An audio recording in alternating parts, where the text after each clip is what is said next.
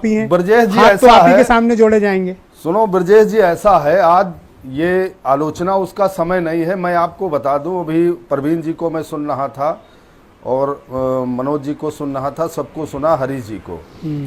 मैं आज आपको बता दूं कि जिस तरीके से व्यापारी 21 दिन में, अर्थशास्त्री 21 दिन में, इसको भाई कोई बुरा मत मानिएगा, हम आपके साथ हैं पूरी तरीके से। और अगर सरकार कह देगी कि 30 अप्रैल के बाद सरकार के आंकड़े में जितने किसान हैं, सक्षम किसानों को अगर कुछ परिवार के तरीके से अगर आप बांट दोगे तो देश में एक आदमी भूख से नहीं मरेगा। मैं आपसे वादा करता हूं, किसान के पास सब कुछ है, लेकिन जितना प्राइवेट सेक्टर है, अधिकारी हैं, नेता हैं, देखो विधायकों सांसदों ने कहा कि हमारे विधायक निधि से फेसबुक पे चल रहा है, इतने लाख रुपए दे दिया। अरे तुम्हारे बाप की है विधायक निधि? तुमने क्या दिया अपने खेत खरियान से? आज देश को जरूरत है, मैं किसान का बेटा हूं, देश के लिए जो देना पड़ेगा वो किसान देने को तैयार है।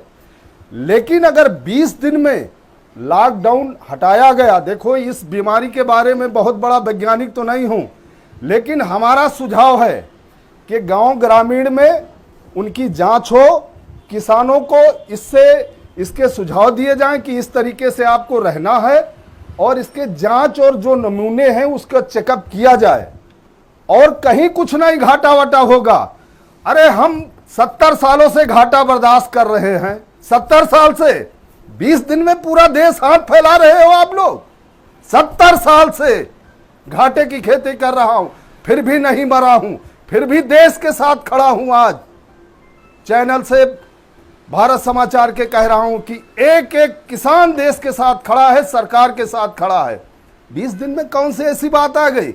विधायक सांसद कह रहे हैं निधि से दे रहा हूं। क्या दे रहे हो भाई? निधि कहां से आई? जो हमारा टैक्स, जो देश का पैसा आता है, वो निधि तुम्हारी बाप की बपौती हो गई? क्या नाटक बना रखे हैं विधायक सांसद? उन्हीं के लिए सब कुछ, सरकार उनके इशारे पे। देश अगर गांव ग्रामीण को छोड़ देगा ब्रजेश जी, मैं फिर भी कहता हूं कि अगर इस हिंदुस्तान को, भारत को जिंदा रखेगा तो किसान रखेगा। आज BMW की फैक्ट्री नहीं चल रही, बड़े बड़े रेस्टोरेंट नहीं चल रहे, लेकिन गाय दूध दे रही। किसान खेत में जैसे काम करता था वैसे कर रहा, रात में भी कर रहा, दिन भी कर रहा है। सोच बदलो। अगर दुनिया को कोई जिंदा रख सकता है तो किसान, गांव ग्रामीण। कल अनाज नहीं होगा तो कहां से पैसे लाओगे, कहां से निधि आएगी? विधायक जी, सांसद जी, शर्म खा, चुल्लू भर पानी में डूब मरो। निधि की आप बात करते हो? मैं किसान का बेटा हूं, उत्तर प्रदेश और हिंदुस्तान के किसानों की तरफ से। किसान भी एक किसी आदमी को भूख से नहीं मरने देगा। मैं उत्तर प्रदेश के मुख्यमंत्री को वादा करता हूं कि गेहूं खरीदारी में अगर प्रदेश को कुछ जरूरत है तो हर क्विंटल पे हमारे ऊपर लगा दो, हर किसान एक एक दाना आपके देगा और तुम्हारे साथ खड़ा है। धन्यवाद भाई हरनाम सिंह। आप ही जैसे योग्य, बेहतर नागरिक, जिम्मेदार नागरिक, देश को मजबूती के साथ खड़े रखने वाले किसान भाई जो हमारे अन्नदाता हैं, शायद ये देश की एकता, इस देश की ताकत, इस देश की मजबूती, और हम सब भारतीय समाज खड़ा है तो उसके बहुत बड़े पिलर आप लोग हैं।